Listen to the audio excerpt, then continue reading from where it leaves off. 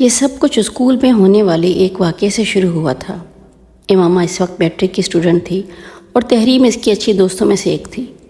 وہ لوگ کئی سال سے اکٹھے تھے اور نہ صرف ایک ہی اسکول میں پڑھتے تھے بلکہ ان کی فیملیز بھی ایک دوسرے کو بہت اچھی طرح جانتی تھیں۔ اپنی فرینڈز میں سے امامہ کی سب سے زیادہ دوستی تحریم اور جویریہ سے تھی، مگر اسے حیرت ہوتی تھی کہ اتنی گہری دوستی ہونے کے باوجود بھی جویریہ اور تحریم اس کے گھر آنے سے کتراتی تھیں۔ امامہ ہر سال اپنی سالگرہ پہ انہیں انوائٹ کرتی اور اکثر وہ اپنے گھر میں ہونے والی دوسری تقریبات میں بھی انہیں مدعو کرتی۔ وہ گھر سے اجازت نہ ملنے کا بہانہ بنا دیتی۔ چند بار امامہ نے خود ان دونوں کے والدین سے اجازت لینے کے لیے بات کی، لیکن اس کے بے تحاشا اصرار کے باوجود ان دونوں کے والدین انہیں اس کے گھر آنے کی اجازت نہ دیتے۔ ان کے اس رویے پہ کچھ شاکی ہو کر اس نے اپنے والدین سے شکایت کی، تمہاری یہ دونوں فرینڈ سید ہیں، یہ لوگ عام طور پر ہمارے فرقے کو پسند نہیں کرتے، اسی لیے ان دونوں کے والدین انہیں ہمارے گھر آنے نہیں دیتے۔ ایک بار اس کی امی نے اس کی شکایت پہ کہا، یہ کیا بات ہوئی، ہمارے فرقے کو کوئی پسند نہیں کرتے؟ امامہ کو ان کی بات پر تعجب ہوا۔ اب یہ تو وہی لوگ بتا سکتے ہیں کہ وہ ہمارے فرقے کو کیوں پسند نہیں کرتے، یہ تو ہمیں غیر مسلم بھی کہتے ہیں۔ اس کی امی نے کہا، کیوں غیر مسلم کہتے ہیں؟ ہم تو غیر مسلم نہیں ہیں۔ امامہ نے کچھ الجھ کر کہا، ہاں بالکل ہم مسلمان ہیں، مگر یہ لوگ ہمارے نبی پہ یقین نہیں رکھتے۔ اس کی امی نے کہا، کیوں؟ اب اس کیوں کا میں کیا جواب دے سکتی ہوں، بس یہ لوگ یقین نہیں رکھتے، کٹر ہیں بڑے، یہ تو انہیں قیامت کے دن ہی پتہ چلے گا کہ کون سیدھے راستے پہ تھا، ہم یا یہ۔ مگر امی انہوں نے تو مجھ سے کبھی مذہب پہ بات نہیں کی، پھر مذہب مسئلہ کیسے بن گیا؟ اسے کیا فرق پڑتا ہے؟ پھر دوسرے کے گھر آنے جانے سے کیا ہوتا ہے؟ امامہ ابھی بھی الجھی ہوئی تھی۔ یہ بات انہیں کون سمجھائے، یہ لوگ ہمیں جھوٹا کہتے ہیں، حالانکہ خود انہیں ہمارے بارے میں کچھ پتہ نہیں ہے، بس مولویوں کے کہنے میں آ کر ہم پر چڑھ دوڑتے ہیں۔ انہیں ہمارے بارے میں اور ہمارے نبی کی تعلیمات کے بارے میں کچھ پتہ ہو تو یہ لوگ اس طرح نہ کریں، شاید پھر انہیں کچھ شعور آ جائے اور یہ لوگ بھی ہماری طرح راہ ہدایت پر آ جائیں۔ تمہاری فرینڈس اگر تمہارے گھر نہیں آتی تو تمہیں پریشان ہونے کی کوئی ضرورت نہیں، تم بھی ان کے گھر مت جایا کرو۔ مگر امی ان کی غلط فہمیاں تو دور ہونی چاہیے نا میرے بارے میں، امامہ نے ایک بار پھر کہا، یہ کام تم نہیں کر سکتی۔ ان لوگوں کے ماں باپ مسلسل اپنے بچوں کی ہمارے خلاف برین واشنگ کرتے رہتے ہیں، ان کے دلوں میں ہمارے خلاف زہر بھرتے رہتے ہیں۔ نہیں امی، وہ میری بیسٹ فرینڈز ہیں، ان کو میرے بارے میں اس طرح نہیں سوچنا چاہیے۔ میں ان لوگوں کو اپنی کتابیں پڑھنے کے لیے دوں گی تاکہ ان کے دل سے میرے بارے میں غلط فہمیاں دور ہو سکیں، پھر ہو سکتا ہے یہ ہمارے نبی کو ہی مان جائیں، امامہ نے کہا۔ اس کی امی کچھ سوچ میں پڑ گئیں۔ آپ کو میری تجویز پسند نہیں آئی؟ ایسا نہیں ہے، تم ضرور انہیں اپنی کتابیں دو، مگر اس طریقے سے نہیں کہ انہیں ایسا لگے کہ تم اپنے فرقے کی ترویج کے لیے نہیں کتابیں دے رہی ہو، بلکہ تم انہیں یہ کہہ کر کتابیں دینا کہ تم چاہتی ہو کہ وہ ہمارے بارے میں جانیں، ہم کو زیادہ بہتر طریقے سے سمجھ سکیں، اور ان سے یہ بھی کہنا کہ ان کتابوں کا ذکر وہ اپنے گھر والوں سے نہ کریں ورنہ وہ لوگ ناراض ہو جائیں گے۔ امامہ نے ان کی بات پر سر ہلا دیا۔ اس کے چند دنوں بعد امامہ اسکول میں کچھ کتابیں لے کر گئی تھی۔ بریک کے دوران جب وہ گراؤنڈ میں آ کے بیٹھی تو امامہ اپنے ساتھ وہ کتابیں بھی لے آئی۔ میں تمہارے اور جویریہ کے لیے کچھ لے کر آئی ہوں۔ کیا لائی ہو، دکھاؤ۔ امامہ نے شاپر سے کتابیں نکالیں اور انہیں 2 حصوں میں تقسیم کرتے ہوئے ان دونوں کی طرف بڑھا دیا۔ وہ دونوں ان کتابوں پر ایک نظر ڈالتے ہی کچھ چپ سی ہو گئیں۔ جویریہ نے امامہ سے کچھ نہیں کہا مگر تحریم یکدم کچھ اکھڑ گئی۔ یہ کیا ہے؟ اس نے سرد مہری سے پوچھا۔ یہ کتابیں میں تمہارے لیے لائی ہوں۔ کیوں؟ تاکہ تم لوگوں کی غلط فہمیاں دور ہو سکیں۔ کس طرح کی غلط فہمیاں؟ وہی غلط فہمیاں جو تمہارے دل میں ہمارے مذہب کے بارے میں ہیں، امامہ نے کہا۔ تم سے کس نے کہا کہ ہمیں تمہارے مذہب یا تمہارے نبی کے بارے میں کچھ غلط فہمیاں ہیں؟ امامہ نے بڑی سنجیدگی سے پوچھا۔ میں خود اندازہ کرتی ہوں، صرف اسی وجہ سے تو تم لوگ ہمارے گھر نہیں آتے۔ تم لوگ شاید یہ سمجھتے ہو کہ ہم لوگ مسلمان نہیں ہیں، یا ہم لوگ قرآن نہیں پڑھتے، یا ہم لوگ محمد صلی اللہ علیہ وسلم کو پیغمبر نہیں مانتے۔ حالانکہ ایسی کوئی بات نہیں ہے، ہم لوگ ان سب چیزوں پہ یقین رکھتے ہیں۔ ہم تو صرف یہ کہتے ہیں کہ محمد صلی اللہ علیہ وسلم کے بعد بھی ہمارا ایک نبی ہے، وہ بھی اسی طرح قابل احترام ہے جس طرح محمد صلی اللہ علیہ وسلم۔ امامہ نے بڑی سنجیدگی کے ساتھ وضاحت کرتے ہوئے کہا۔ تحریم نے اپنے ہاتھ میں پکڑی ہوئی کتابیں اسے واپس سنبھال دی۔ ہمیں تمہارے اور تمہارے مذہب کے بارے میں کوئی غلط فہمی نہیں ہے، ہم تمہارے مذہب کے بارے میں ضرورت سے زیادہ جانتے ہیں، اس لیے تم کو کوئی وضاحت پیش کرنے کی ضرورت نہیں ہے، اس نے بڑے روکھے لہجے میں امامہ سے کہا۔ اور جہاں تک ان کتابوں کا تعلق ہے تو میری اور جویریہ کے پاس اتنا بیکار وقت نہیں ہے کہ ان احمقانہ دعووں، خوش فہمیوں اور گمراہی کے اس پلندے پہ ضائع کریں جسے تم اپنی کتابیں کہہ رہی ہو۔ تحریم نے ایک جھٹکے کے ساتھ رابعہ کے ہاتھ میں پکڑی ہوئی کتابیں کھینچ کر انہیں بھی امامہ کے ہاتھ میں تھما دیا۔ امامہ کا چہرہ خفت اور شرمندگی سے سرخ پڑ گیا۔ اسے تحریم سے اس طرح کے تبصرے کی توقع نہیں تھی، اگر ہوتی تو وہ کبھی اسے کتابیں دینے کی حماقت ہی نہ کرتی۔ اور جہاں تک اس احترام کا تعلق ہے تو اس نبی میں جس پہ نبوت کا نزول ہوتا ہے اور اس نبی میں جو خود بخود نبی ہونے کی خوش فہمی میں مبتلا ہو جائے، زمین و آسمان کا فرق ہوتا ہے۔ تم لوگوں کو اگر قرآن پہ واقعی یقین ہوتا تو تمہیں اس کے ایک ایک حرف پہ یقین ہوتا۔ نبی ہونے میں اور نبی بننے میں بڑا فرق ہوتا ہے۔ تحریم، تم میری اور میرے فرقے کی بے عزتی کر رہی ہو، امامہ نے آنکھوں میں امڑتے ہوئے آنسوؤں کے ساتھ کہا۔ میں کسی کی بے عزتی نہیں کر رہی، میں صرف حقیقت بیان کر رہی ہوں۔ وہ اگر تمہیں بے عزتی لگتی ہے تو میں اس کے بارے میں کچھ نہیں کر سکتی، امامہ نے دو ٹوک انداز میں کہا۔ روزہ رکھنے میں اور بھوکے رہنے میں بڑا فرق ہوتا ہے، قرآن پڑھنے میں اور اس پہ ایمان لانے میں بھی بڑا فرق ہوتا ہے۔ بہت سارے عیسائی اور ہندو بھی اسلام کے بارے میں جاننے کے لیے قرآن پڑھتے ہیں، تو کیا انہیں مسلمان مان لینا چاہیے؟ اور بہت سے مسلمان بھی دوسرے مذہب کے بارے میں جاننے کے لیے دوسری الہامی کتاب پڑھتے ہیں، تو کیا وہ غیر مسلم ہو جاتے ہیں؟ اور تم لوگ اگر حضور صلی اللہ علیہ وسلم کو پیغمبر مانتے ہو تو کوئی احسان نہیں کرتے۔ تم ان کی نبوت کو جھٹلاؤ گے تو اور کیا جھٹلاؤ گے؟ پھر تو تمہیں انجیل کو بھی جھٹلانا پڑے گا جس میں حضور صلی اللہ علیہ وسلم کی نبوت کی خوشخبری دی گئی تھی۔ پھر تو تمہیں توریت کو بھی جھٹلانا پڑے گا جس میں ان کی نبوت کی بات کی گئی ہے۔ پھر قرآن پاک کو بھی جھٹلانا پڑے گا جو محمد صلی اللہ علیہ وسلم کو آخری نبی قرار دیتا ہے۔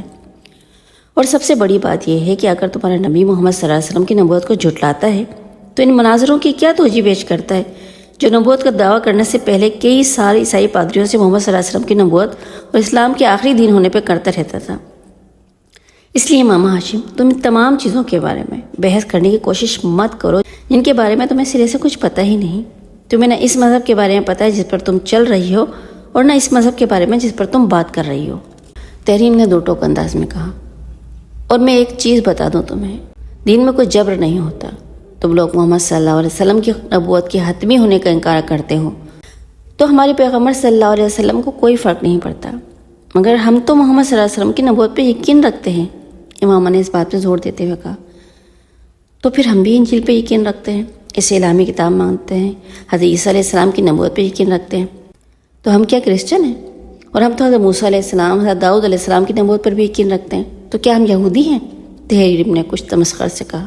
لیکن ہمارا دین اسلام ہے کیونکہ ہم محمد صلی اللہ علیہ وسلم کے پیروکار ہیں، اور ہم ان پیغمبروں پہ یقین رکھنے کے باوجود نہ عیسائیت کا حصہ ہیں نہ یہودیت کا۔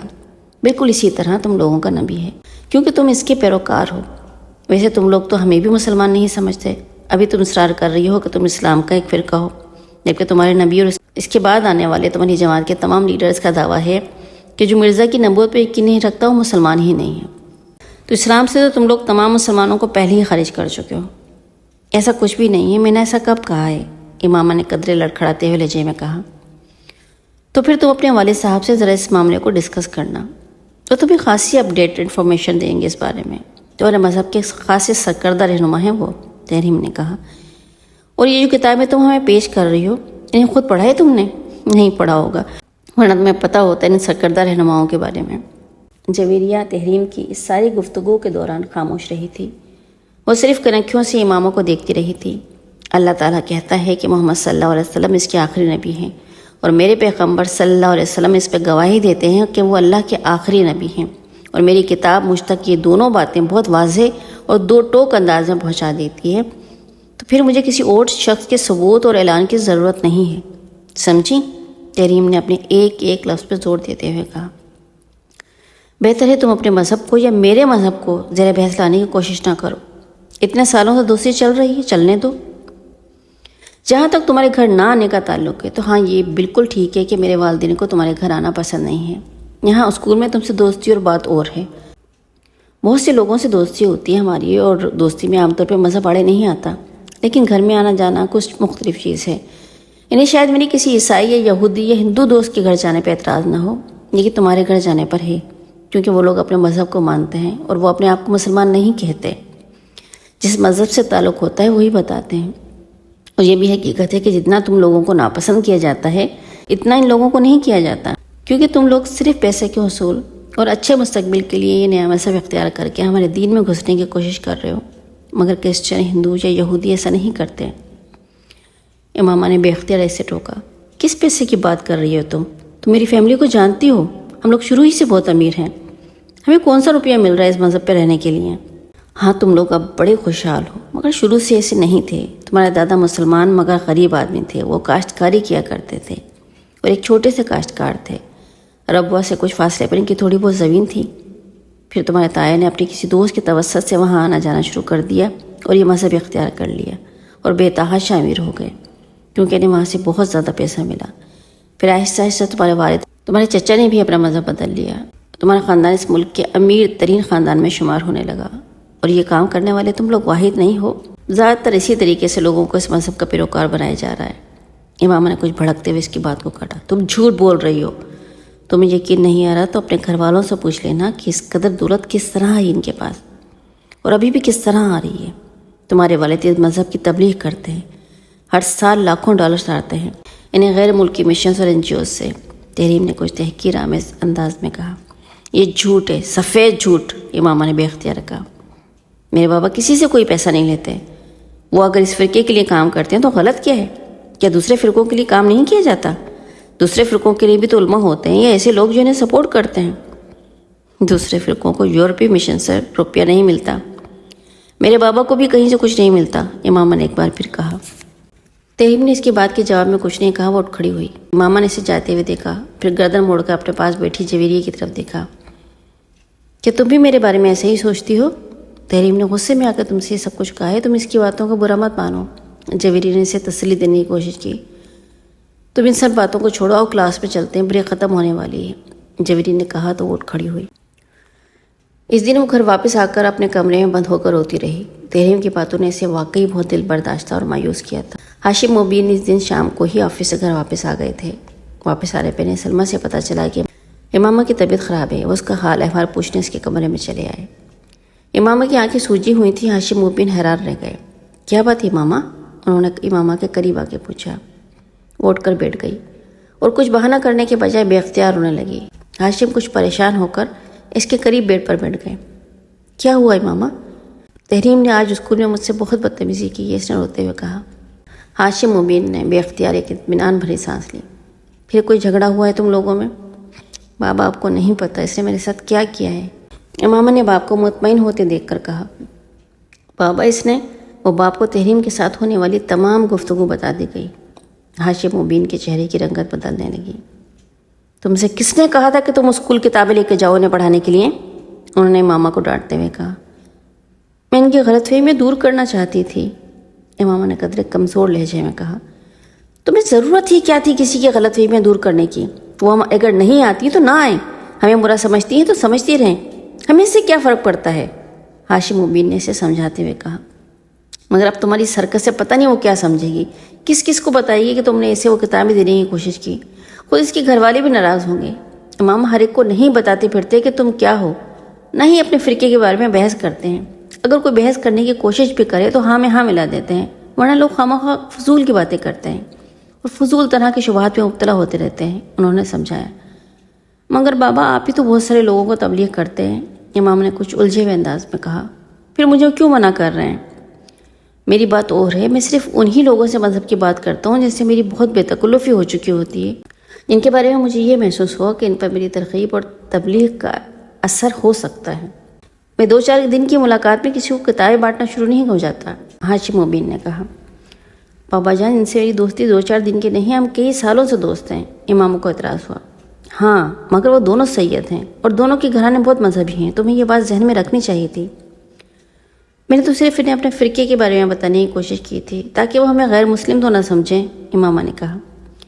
اگر وہ ہمیں غیر مسلم سمجھتے ہیں تو بھی ہمیں کیا فرق پڑتا ہے، وہ خود غیر مسلم ہے، ہاشم مبین نے بڑی عقیدت سے کہا۔ وہ تو خود گمراہی کے راستے پر ہیں۔ بابا وہ کہہ رہی تھی کہ آپ کو غیر ملکی مشن سے روپیہ ملتا ہے، NGO سے روپیہ ملتا ہے تاکہ آپ لوگوں کو ہمارے فرقے کا پیروکار بنا سکیں۔ ہاشم مبین نے تنفر سے گردن کو جھٹکا۔ مجھے صرف اپنی جماعت سے روپیہ ملتا ہے، اور وہ بھی وہ روپیہ ہوتا ہے جو ہماری اپنی کمیونٹی اندرون ملک اور بیرون ملک سے اکٹھا کرتی ہے۔ ہمارے پاس اپنے روپے کی کیا کمی ہے؟ ہماری اپنی فیکٹریز نہیں ہیں کیا؟ اور اگر مجھے غیر ملکی مشنز اور NGO سے روپیہ ملنے بھی تو میں بڑی خوشی سے لوں گا۔ آخر اس میں کیا برائی ہے؟ جن کی خدمت کر رہا ہوں، اور جہاں تک اپنے مذہب کی ترویج اور تبلیغ کی بات ہے تو اس میں بھی کیا برائی ہے؟ اگر اس ملک میں عیسائیت کی تبلیغ ہو سکتی ہے تو ہمارے فرقے کی کیوں نہیں؟ ہم تو ویسے بھی اسلام کا ایک فرقہ ہیں، لوگوں کو راہ ہدایت پہ لانے کی کوشش میں مصروف ہیں، ہاشم نے بڑی تفصیل سے بتایا۔ مگر تم ان لوگوں سے اس معاملے میں بات مت کیا کرو، اس بحث و مباحثہ کا کوئی فائدہ نہیں ہوتا، ابھی ہم لوگ اقلیت میں ہیں، جب اکثریت میں ہو جائیں گے تو پھر اس طرح کے لوگ اتنی بے خوفی کے ساتھ اس طرح بڑھ بڑھ کر بات نہیں کر سکیں گے، پھر وہ اس طرح ہماری تذلیل کرتے ہوئے بھی ڈریں گے، مگر فی الحال ایسے لوگوں کے منہ نہیں لگنا چاہیے۔ بابا، آئین میں ہمیں اقلیت اور غیر مسلم کیوں قرار دیا گیا ہے؟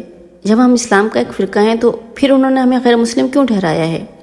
اماموں کو تحریم کی کہی ہوئی ایک اور بات یاد آئی، یہ سب مولویوں کی کارستانی ہے، اپنے اپنے مقاصد کے حصول کے لیے وہ سب ہمارے خلاف اکٹھے ہو گئے تھے، ہماری تعداد بھی زیادہ ہو جائے گی تو ہم بھی اپنی مرضی کے قوانین بنوائیں گے اور اس طرح کی تمام ترمیمات کو آئین میں سے ہٹا دیں گے، ہاشم مبین نے پرجوش انداز میں کہا، اور تمہیں اس طرح بیوقوفوں کی طرح کمرے میں بند ہو کر رونے کی ضرورت نہیں ہے۔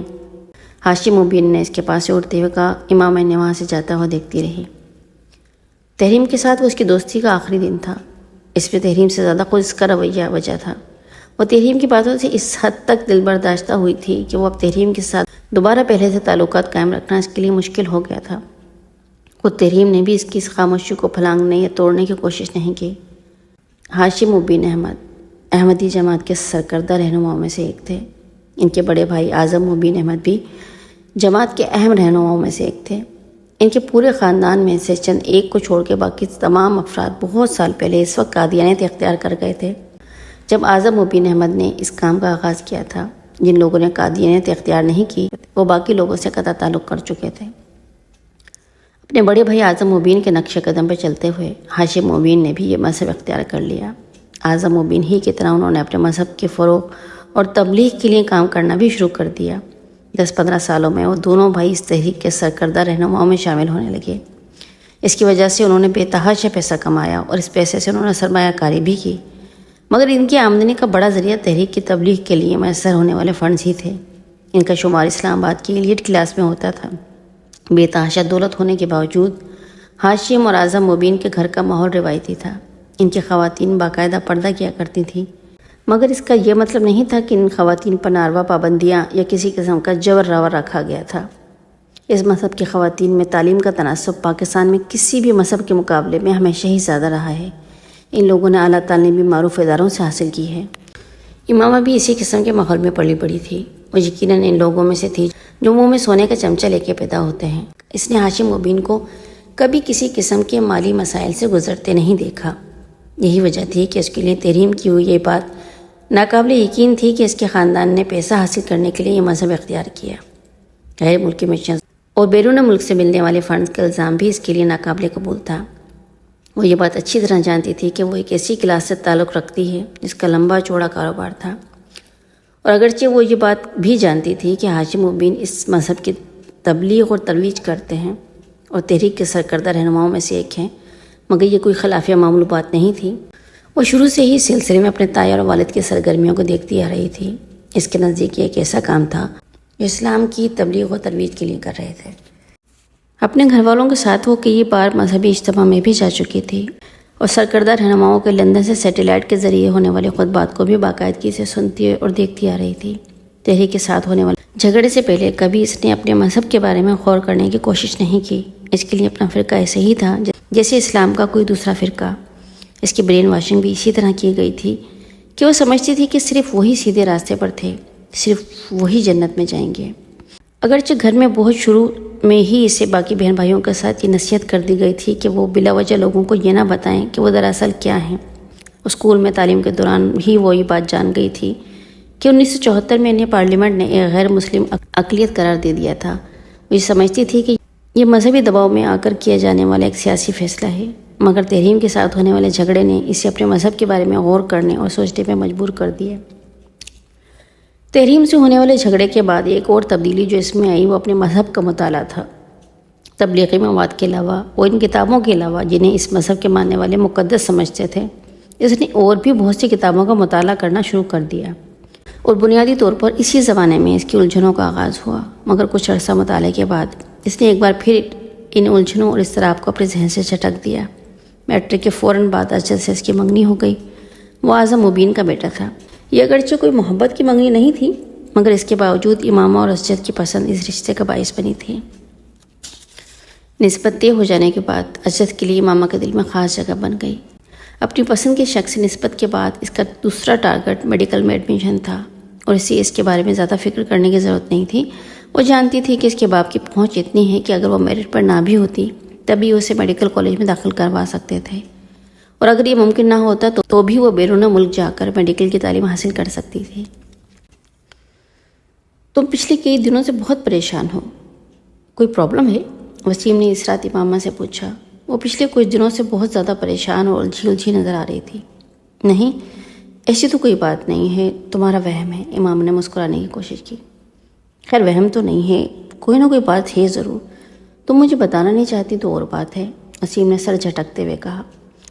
وہ امامہ کے ڈبل بیڈ پر اس سے کچھ فاصلے میں لیٹا ہوا تھا اور وہ اپنی فائل میں رکھے نوٹس پلٹ رہی تھی۔ وسیم کچھ دیر اس کے جواب کا انتظار کرتا رہا، پھر اس نے ایک بار پھر اسے مخاطب کیا۔ میں ٹھیک کہا نا، تم بتانا نہیں چاہتی؟ ہاں، میں فی الحال بتانا نہیں چاہتی، امامہ نے گہرا سانس لے کے اعتراف کیا۔ بتا دو، ہو سکتا ہے میں تمہاری مدد کر سکوں، وسیم نے اسے اکسایا۔ وسیم میں خود تمہیں بتا دوں گی مگر فی الحال نہیں، اور اگر مجھے مدد کی ضرورت ہوگی تو میں خود تم سے کہوں گی، اس نے اپنی فائل بند کرتے ہوئے کہا۔ ٹھیک ہے، جیسے تمہاری مرضی، میں تو صرف تمہاری مدد کرنا چاہتا تھا۔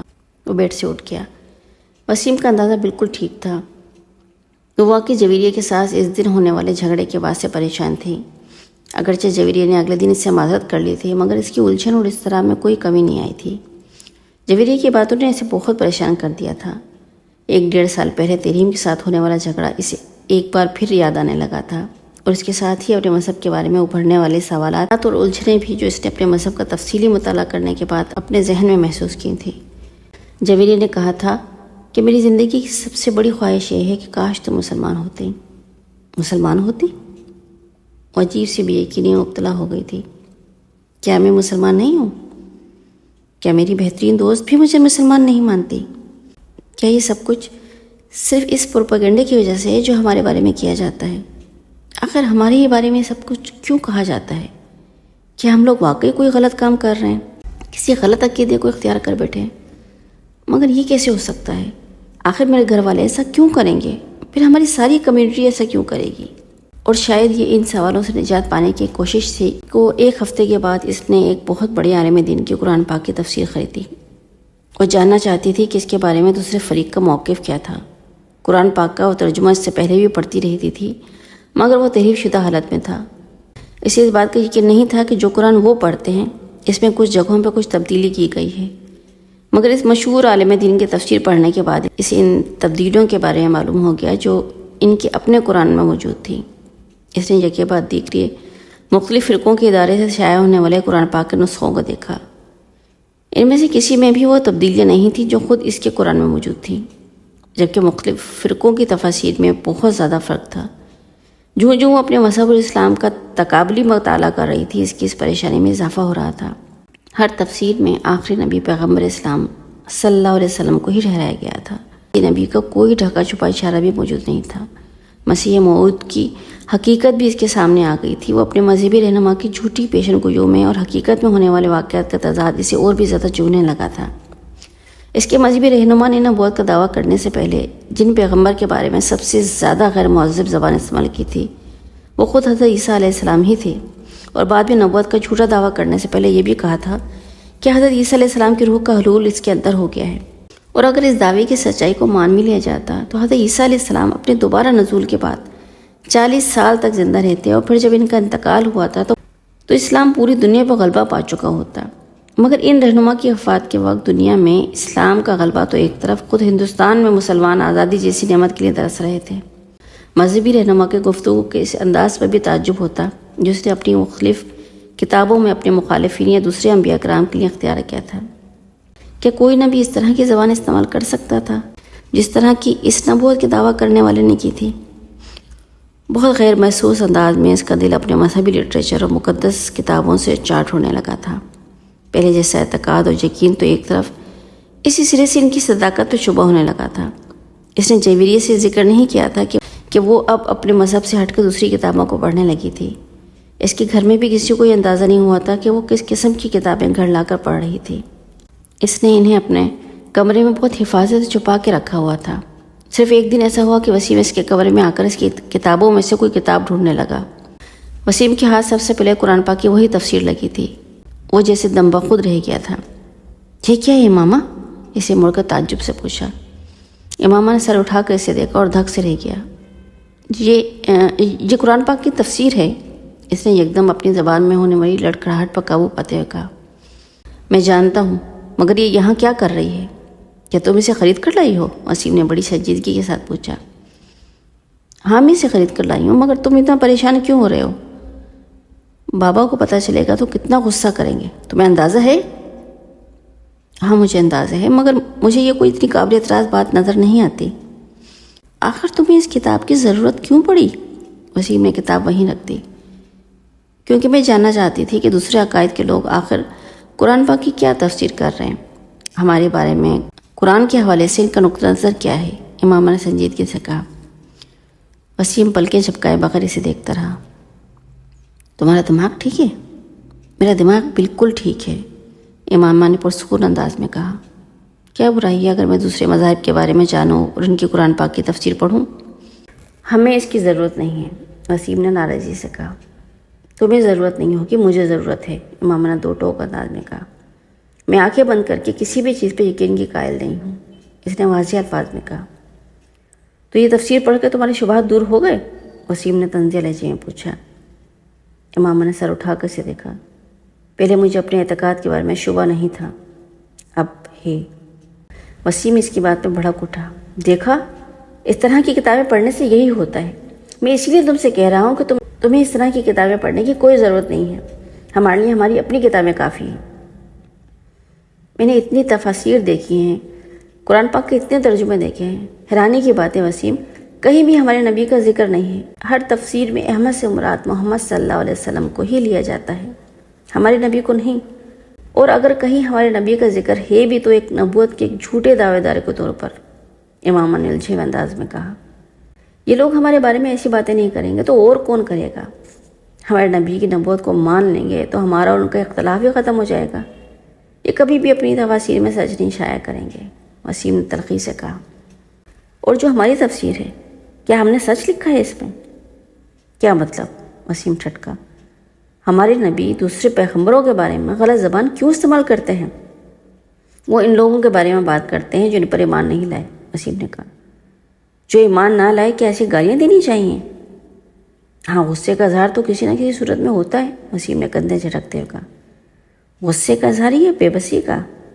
وسیم کے جملے پر دم بخود سے دیکھنے لگا۔ جب حضرت عیسیٰ علیہ السلام پر لوگ ایمان نہیں لائے، انہوں نے لوگوں کو گالیاں تو نہیں دیں؟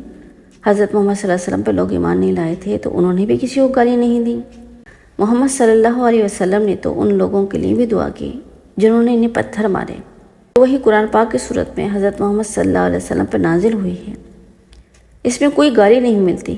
اور جس مجموعے کو ہمارے نبی اپنے اوپر نازل شدہ صحیفہ کہتے ہیں وہ گالیوں سے بھرا ہوا ہے۔ امامہ، ہر انسان کا مزاج دوسرے سے مختلف ہوتا ہے، ہر انسان الگ طرح سے ریئیکٹ کرتا ہے، وسیم نے تیزی سے کہا۔ امامہ نے قائل نہ ہونے والے انداز میں سر ہلایا۔ میں ہر انسان کی بات نہیں کر رہی ہوں، میں نبی کی بات کر رہی ہوں۔ جو شخص اپنے غصے پہ قابو نہیں رکھ سکتا وہ نبوت کا دعویٰ کیسے کر سکتا ہے؟ جس شخص کی زبان سے گالیاں نکلتی ہوں، ایک کی زبان سے حق و صداقت کی بات نکل سکتی ہے؟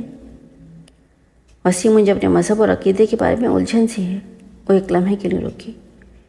میں نے اتنی تفاسیر میں اگر کسی امتی نبی کا ذکر پایا ہے تو حضرت عیسیٰ علیہ السلام ہے۔ میں نہیں سمجھتی کہ ہمارے نبی حضرت عیسیٰ علیہ السلام یا مسیح موعود ہیں۔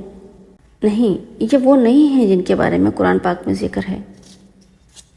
اس بار اس نے اپنے الفاظ کی خود ہی پرزور تردید کی۔ تم اب اپنی بکواس بند کر لو تو بہتر ہے، وسیم نے ترش لہجے میں کہا۔ کافی فضول باتیں کر چکی ہو تم۔ فضول باتیں؟ امامہ نے بے یقینی سے اسے دیکھا۔ تم کہہ رہے ہو میں فضول باتیں کر رہی ہوں؟ مسجد اقصیٰ اگر ہمارے شہر میں ہے تو پھر جو اتنے سینکڑوں سال سے فلسطین میں مسجد اقصیٰ ہے وہ کیا ہے؟ ایک نام کی دو مقدس جگہیں دنیا میں بنا کے خدا تو مسلمانوں کو کنفیوز نہیں کر سکتا۔ مسلمانوں کو چھوڑو، یہودی، عیسائی، ساری دنیا اسی مسجد کو قبلہ اول تسلیم کرتی ہے۔ اگر کوئی نہیں کرتا تو ہم نہیں کرتے، یہ عجیب بات نہیں؟ امامہ، میں ان معاملات میں تم سے بحث نہیں کر سکتا، بہتر ہے تم اس مسئلے کو بابا سے ڈسکس کرو، وسیم نے اکتا کر کہا۔ ویسے تم غلطی کر رہی ہو اس طرح کی فضول بحث شروع کر کے.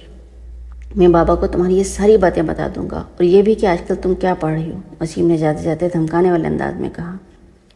وہ کچھ سوچ کر الجھے ہوئے انداز میں اپنے ہونٹ کاٹنے لگی. وسیم کچھ دیر ناراضی کا اظہار کر کے کمرے سے باہر چلا گیا. اٹھ کر کمرے میں ٹہلنے لگی. وہ ہاشم مبین سے ڈرتی تھی. وہ جانتی تھی کہ وسیم ان سے بات ضرور کرے گا، اور وہ ان کے رد عمل سے خوف زدہ تھی. وسیم نے ہاشم مبین کو امامہ کے ساتھ ہونے والی بحث کے بارے میں بتا دیا تھا، مگر اس نے ایسی بہت سی باتوں کو سنسر کر دیا تھا جس پر ہاشم مبین کے بھڑک اٹھنے کا امکان تھا. اس کے باوجود ہاشم مبین دم بخود رہ گئے تھے، یوں جیسے انہیں سانپ سونکھ گیا ہو. یہ سب تم سے امامہ نے کہا ہے؟ ایک لمبی خاموشی کے بعد انہوں نے وسیم سے پوچھا. اس نے اس بات میں سر ہلا دیا. اسے بلا کر لاؤ. وسیم کو جھجکتے ہوئے ان کے کمرے سے نکل گیا. امامہ کو خود بلا کر لانے کے بجائے اس نے ملازم کے ہاتھ پیغام بھجوا دیا اور خود اپنے کمرے میں چلا گیا. وہ امامہ اور ہاشم مبین کی گفتگو کے دوران موجود رہنا نہیں چاہتا تھا. ہاشم مبین کے کمرے کے دروازے پہ دستک دیکھ کر وہ اندر داخل ہوئی تو اس وقت ہاشم اور اس کی بیگم بالکل خاموش بیٹھے ہوئے تھے. ہاشم مبین نے اسے جن نظروں سے دیکھا تھا، اس نے اس کے جسم کی لرزش میں کچھ اور اضافہ کر دیا تھا. بابا آپ نے مجھے بلوایا تھا؟ کوشش کے باوجود وہ روانی سے بات نہیں کر سکی. ہاں میں نے بلوایا تھا. وسیم سے کیا بکواس کی ہے تم نے؟ ہاشم مبین نے بلا تمہید بلند آواز میں اس سے پوچھا. وہ اپنے ہونٹوں پر زبان پھیر کے رہ گئی. کیا پوچھ رہا ہوں تم سے؟ وہ ایک بار پھر دھاڑے. شرم سے ڈوب مرنا چاہیے تمہیں. خود گناہ کرتی ہو اور اپنے ساتھ ہمیں بھی گناہ گار بناتی ہو. امامہ کی آنکھوں میں آنسو آ گئے. تمہیں اپنی اولاد کہتے ہوئے مجھے شرم آ رہی ہے. کون سی کتابیں لائی ہو تم؟ مشتعل ہو گئے تھے. جہاں سے یہ کتابیں لے کر آئی ہو کل تک وہیں دے آؤ، ورنہ میں نے اٹھا کے پھینک دوں گا باہر. جی بابا. اس نے اپنے آنسو پوچھتے ہوئے صرف اتنا ہی کہا. اور آج کے بعد اگر تم نے جویریے کے ساتھ میل جول رکھا تو میں تمہارا کالج جانا ہی بند کر دوں گا. بابا جویریے نے مجھ سے کچھ نہیں کہا، اس کو تو کچھ پتہ ہی نہیں ہے. اس بار امامہ نے قدر مضبوط آواز میں احتجاج کیا. تو پھر اور کون ہے جو تمہارے دماغ میں یہ خناس بھر رہا ہے؟ وہ بری طرح چل رہا ہے. میں خود ہی. امامہ نے کچھ کہنے کی کوشش کی. ہو کیا تم؟ اپنی عمر دیکھیے اور چلی ہو تم عقیدے جانچنے، اپنے نبی کی نبوت کو پرکھنے. ہاشم مبین کا پارا پھر ہائی ہو گیا. اپنے باپ کی شکل دیکھو جس نے ساری عمر تبلیغ میں گزار دی. کیا میں عقل کا اندھا ہوں یا تم مجھ سے زیادہ عقل رکھتی ہو؟ جمعہ 4 دن ہوئے ہیں تمہیں پیدا ہوئے اور تم چل پڑی ہو اپنی نبی کی نبوت کو ثابت کرنے. ہاشم مبین اب کھڑے ہو گئے تھے. تم منہ میں سونے کا چمچ لے کر اسی نبی کی وجہ سے پیدا ہوئی ہو جس کی نبوت کو آج تم جانچنے بیٹھ گئی ہو. وہ نہ ہوتا تو سڑک پہ دھکے کھا رہا ہوتا ہمارا خاندان. اور تم اس قدر احسان فراموش اور بے ضمیر ہو چکی ہو کہ جس تھالی میں کھاتی ہو اسی میں چھید کر رہی ہو. ہاشم مبین کی آواز پھٹ گئی تھی. امامہ کی آنکھوں سے بہنے والے آنسوؤں کی رفتار میں اور بھی اضافہ ہو گیا تھا. بند کرو یہ لکھنا پڑھنا اور گھر بیٹھو. تم یہ تعلیم حاصل کر رہی ہو جو تمہیں گمراہی کی طرف لے کے جا رہی ہے. ان کے اگلے جمعے پہ امامہ کی سٹی گم ہو گئی. اس کے وہم گمان میں بھی نہیں تھا کہ وہ اسے گھر بٹھانے کی بات کریں گے. بابا ایم سوری. ان کے ایک جملے نے اسے گھٹنا ٹیکنے میں مجبور کر دیا تھا. مجھے تمہاری کسی ایکسکیوز کی ضرورت نہیں ہے. بس کہہ دیا کہ گھر بیٹھو تو گھر بیٹھو. بابا میرا مطلب یہ نہیں تھا. پتہ نہیں وسیم اس نے آپ سے کس طرح بات کی ہے. اس کے آنسو اور تیزی سے بہنے لگے. پھر بھی میں آپ سے کہہ رہی ہوں کہ میں آئندہ کچھ ایسا نہیں پڑھوں گی، نہ ہی کبھی کوئی ایسی بات کروں گی. پلیز بابا. اس نے منت کی. ان معذرتوں کا سلسلہ وہیں ختم نہیں ہوا تھا. اگلے کئی دن تک وہ ہاشم مبین سے معافی مانگتی رہی اور تقریباً 1 ہفتے کے بعد وہ نرم پڑ گئے تھے اور انہوں نے اسے کالج جانے کی اجازت دے دی تھی. مگر اس 1 ہفتے میں وہ اپنے پورے گھر کی لعنت و ملامت کا شکار رہی تھی. ہاشم مبین نے اسے سخت قسم کی تنبیہ کے بعد کالج جانے کی اجازت دی تھی. مگر اس 1 ہفتے کے دوران ان لوگوں کے رویے نے اسے اپنے عقیدے سے مزید متنفر کیا تھا. اس نے ان کتابوں کو پڑھنے کا سلسلہ روکا نہیں تھا. بس فرق یہ تھا کہ پہلے وہ انہیں گھر لے آتی تھی اور اب وہ انہیں کالج کی لائبریری میں ہی پڑھ لیا کرتی تھی.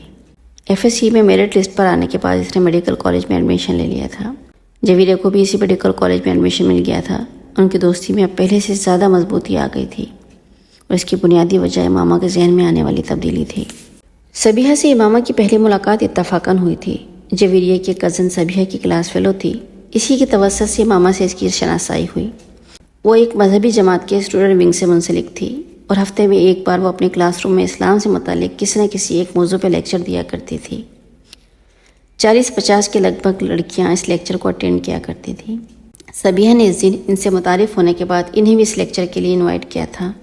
وہ چاروں ہی وہاں موجود تھیں۔ میں تو ضرور آؤں گی، کم از کم میری شرکت کے بارے میں آپ تسلی رکھیں، جویری نے سبیہ کی دعوت کے جواب میں کہا۔ میں کوشش کروں گی، وعدہ نہیں کر سکتی، رابعہ نے کچھ جھنپی ہوئی مسکراہٹ کے ساتھ کہا۔ میرا آنا ذرا مشکل ہے کیونکہ میں اس دن کچھ مصروف رہوں گی، زینب نے معذرت کرتے ہوئے کہا۔ سبیہ مسکراتے ہوئے امامہ کو دیکھنے لگی جو اب تک خاموش تھی۔ امامہ کا رنگ کچھ فک ہو گیا۔ اور آپ آئیں گی؟ امامہ کی نظر جویریہ سے ملی جو اسے ہی دیکھ رہی تھی۔ ویسے اس بار کس موضوع پہ بات کریں گی آپ؟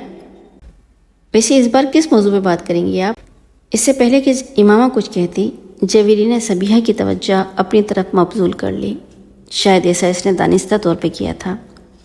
اس بار اسراف کے بارے میں بات ہوگی۔ اس ایک عادت کی وجہ سے ہمارا معاشرہ کتنی تیزی سے زوال پذیر ہو رہا ہے، اس کے سدباب کے لیے کیا کیا کیا جا سکتا ہے، اسی موضوع پہ گفتگو ہوگی۔ سبیہ نے جویریہ کو تفصیل سے بتایا۔ آپ نے بتایا نہیں امامہ، آپ آ رہی ہیں؟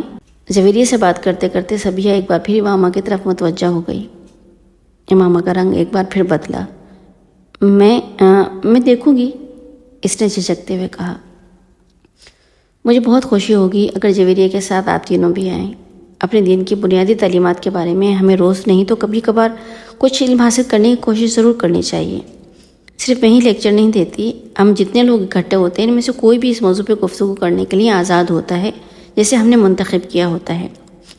اور اگر آپ میں سے کوئی کسی خاص موضوع کے حوالے سے بات کرنا چاہتا ہے یا کچھ بتانا چاہتا ہے تو ہم لوگ اسے بھی ارینج کر سکتے ہیں۔ سب یہ بڑی سہولت سے بات کر رہی تھی۔